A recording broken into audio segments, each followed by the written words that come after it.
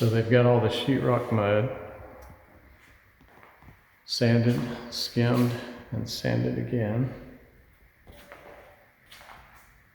So next will be the trim work, crown molding, and molding around the doors and windows,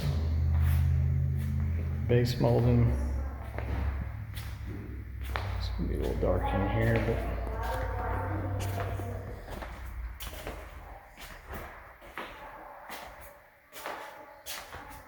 all the sheetrock mud's been sanded. It's ready for paint. It's nice and smooth. Next week, we're gonna have the trim guy come in and put in all the doors, all the base mold, trim around the windows. Yep. It's going to start looking better and better. Yeah, they had to do that up there. That's a lot. Some pretty wide seams there.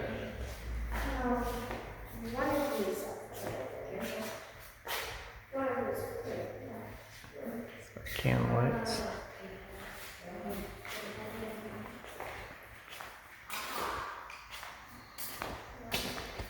We'll get our island when the cabinets are put in.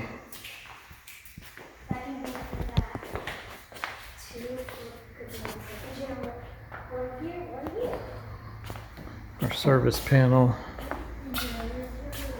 Our service panel had to have one breaker put in for one outlet for the inspection.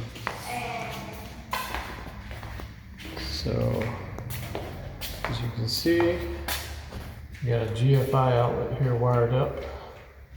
That's going to be for the refrigerator. But that's for inspection purposes only when they run the power in the ground outside. So, we'll go out there and take a look. Here we are outside. That's our service coming in. And there's no meter there, but our electrical is going to go underground. And as you can see, we have flags where it's going to be buried underground. Going out here.